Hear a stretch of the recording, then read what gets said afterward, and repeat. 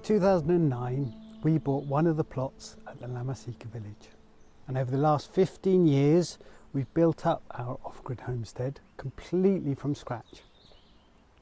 It's been pretty challenging at times, not least because we've done it all on a shoestring budget. This video is an exploration of my current thinking about the things we got right, the things we got wrong, and the things we're still trying to figure out.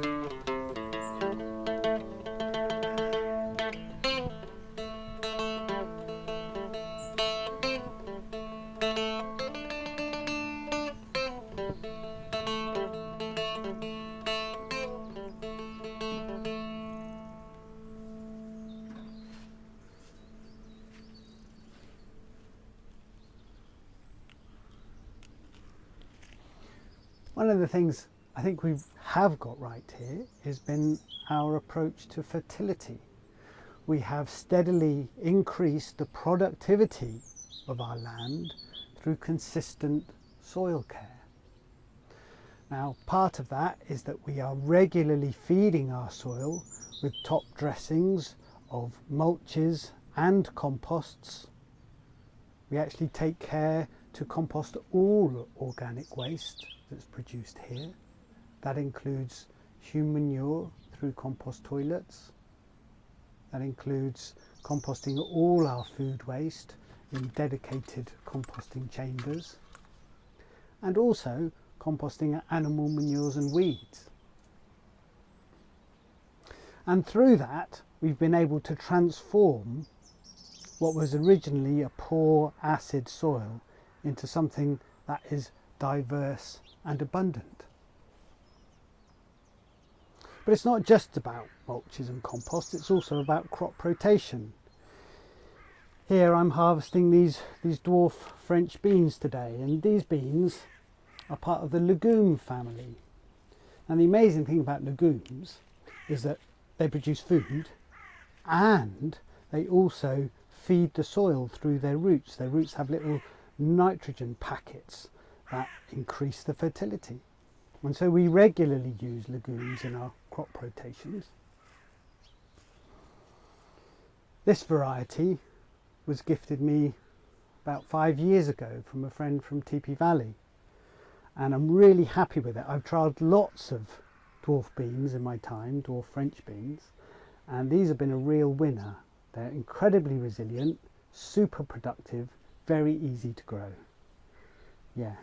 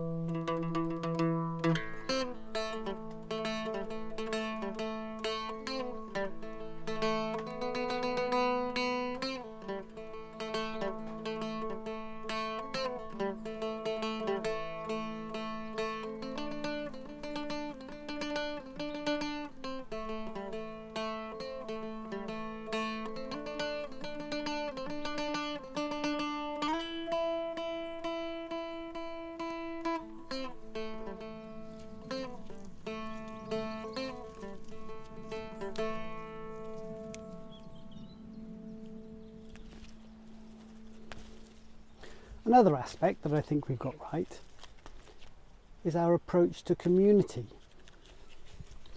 Rather than see ourselves as a nuclear family, we see ourselves as an extended household community that includes our long-term volunteers. You see, we've had volunteers right from the beginning. They've been an incredible asset. They help us on the work days, and they also bring their own skill sets. And it's that diversity of skills and inclinations that brings resilience and strength. I think over the years we've had more than 100 volunteers stay with us. In some ways we see our volunteer offering as a kind of internship. You get to learn what it's like to live on the land. Some of them have gone on to build their own off-grid homesteads, which is amazing.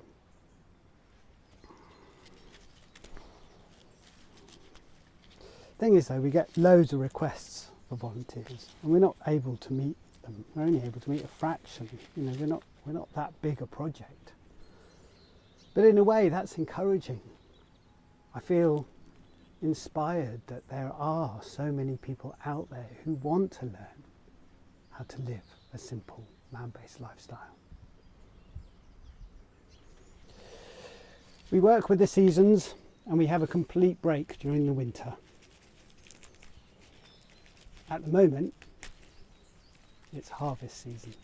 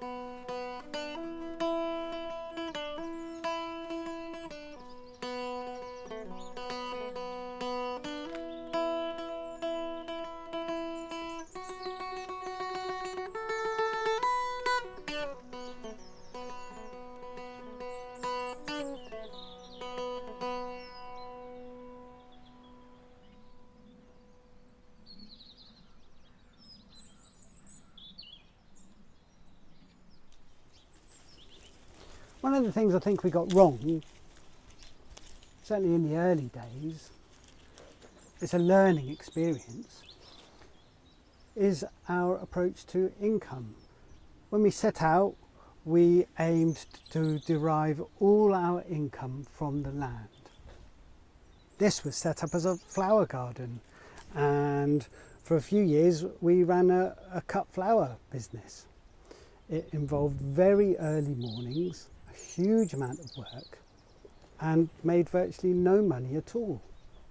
We sold beautiful bouquets in the local shops, but we just couldn't compete with the Dutch flower markets. So then we turned the garden over to medicinals, and my wife developed an organic skincare range, Flower Power Organics. It was incredibly successful. We did mail order, but we also sold most of our stuff through the Christmas markets at Cardiff. Unfortunately, one winter it rained and rained and rained. Sometimes it does that here in Wales, and the market was a complete washout. And so that sent us back to the drawing board. You see, the thing about human scale farming or subsistence farming is that it's just that. You're able to make enough to get by, but that's very difficult when you're trying to develop infrastructure. And here we are still very much in the setup phase, 15 years in. Fortunately, Hoppy is an incredibly gifted healer and an inspired teacher. And so now we derive some of our income through education, off-grid homesteading and the healing arts. And I think until there is a change in the economics around food, in particular the value of natural organic food, it's going to stay that way for us. We'll still earn some of our income from the land. We do have cash crops and we supply our residential courses with cooked food, but we don't want to compete with a mechanised and a subsidised food industry. Rather, we would reserve our high quality produce for our community and for our courses.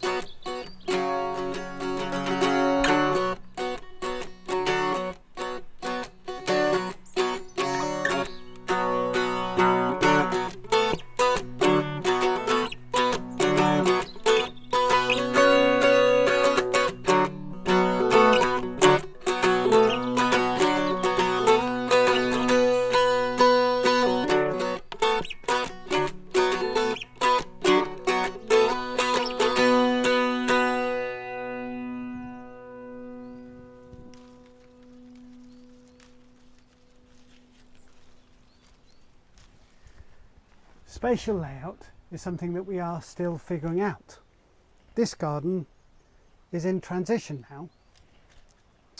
There are still flowers here, though not for cut flowers.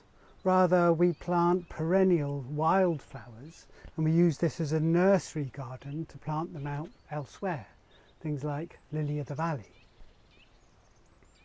There's also medicinals here because they're incredibly useful to have. And there's also fruit and veg here, which is cool. But it isn't best practice to have different fruit and veg gardens split across the plot. But sometimes that's the way things evolve. You see, when we started, we designed a layout pattern based on access networks, water flows and nutrient patterns across the plot. And that initial infrastructure hit requires earth movement, diggers. And yeah, those early days, it was a moonscape here. And that's not something you can easily change further on down the line. And so we have a layout pattern here that includes coppice and horticulture, forest gardens, grazing, shelter belts, cash crop areas, and that is an ongoing evolution. That is something that is constantly changing.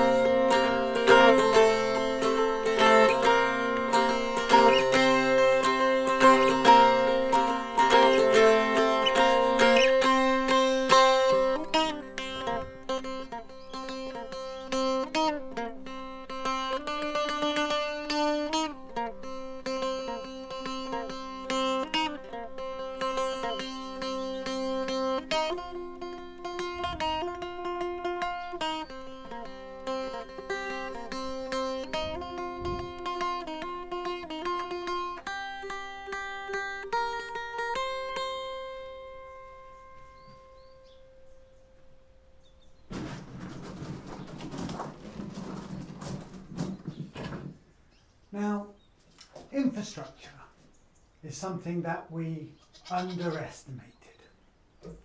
How long it takes, how much you need, how much it costs. One of the shortfalls that we've got is space for crop processing and storage. Now, we have got a lovely little barn and it's full of hay for the goats and wool for spinning and willow for basketry, plants for weaving, drum making materials, plus I'm storing a load of crops already in there, but I'm still short of space. These drying beans, for example, I need somewhere to dry these out. The barn's full, the polytunnel's full. Fortunately, we've got this space, which we haven't quite completed, and at the risk of disrupting some of the construction that's going on here, I'm going to use this space to dry out these beans. This is my new garden shed. In time it's going to be filled with tools, but one of the things I'm really excited about is this here. This is going to be a whole drying rack, so there's going to be racks here where I can place crops to dry them out. Loads of them stacked up. Yeah, so that's going to be a game changer. But for now, I'm going to put them on the side and dry them out. Now some of these will be used for seed stock for future years. So I want to expand my drying bean operation, and the rest will dry out for the winter and then we'll use them in soups and stews.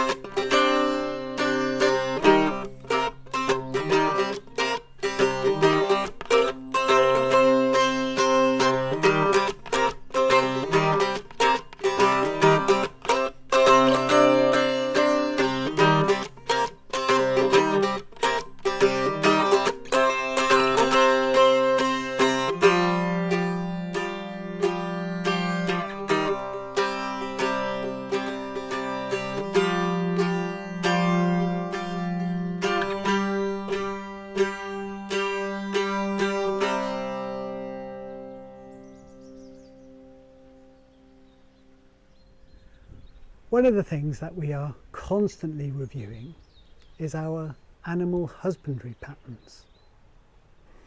When we started, we built this barn for cows. You see, at the beginning we had lots and lots of pasture and very little fertility, and the cows were really helpful in turning that around for us. One cow will produce about 10 tons of manure in a year. But they are big beasts. And so you have to be careful looking after them. One kick or one swipe from a horn can kill you. And so as a result, it was very difficult to ever go away. Finding someone to look after them when you weren't around was quite challenging.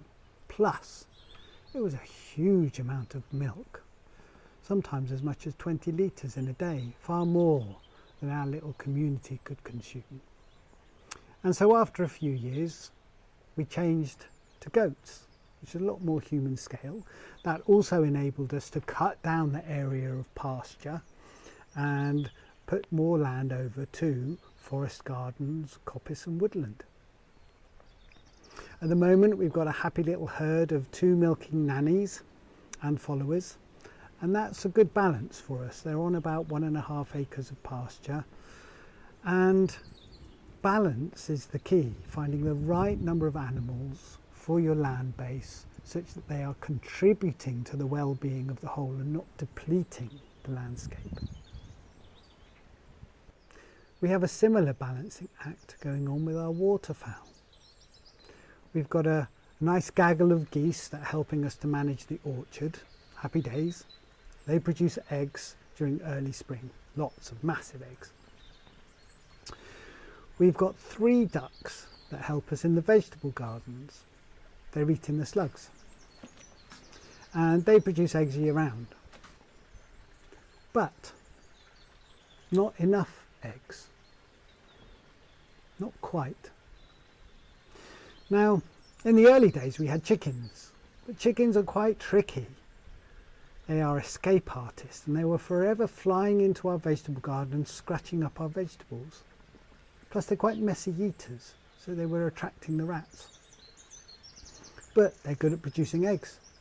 So, do we just carry on buying in some extra eggs? Or do we maybe introduce a new chicken scene? Or maybe find a new duck area? I don't want any more ducks in the vegetable garden, because if I have too many, then they'll start impacting negatively on the vegetables.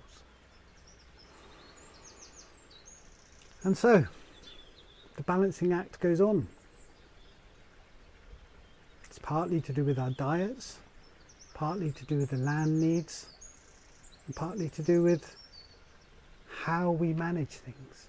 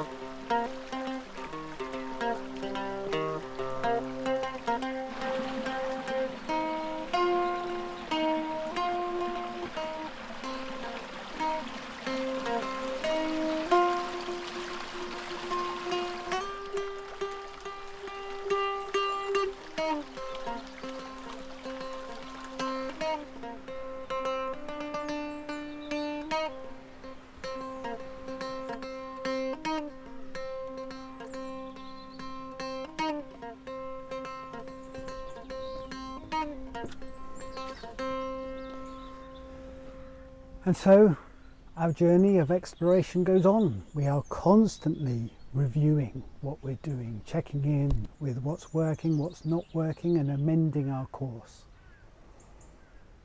There is a lot of experimentation involved in this lifestyle, and that's important. I think the solutions to today's problems aren't going to come from the mainstream. They're going to come from the fringes. And I think it's also important to say that every homestead is different, because everyone's approach is different, everyone's diet is different, everyone's inclinations is different, and that's part of the wonder of this journey.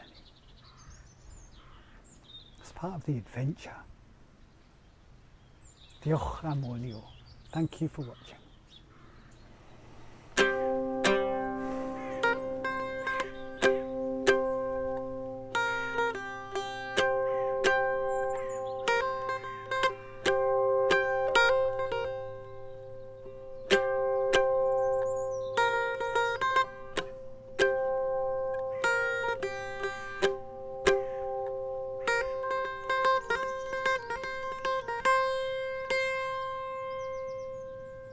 If you've enjoyed this video, check out our other off-grid homesteading offers at www.lamasearthcentre.co.uk.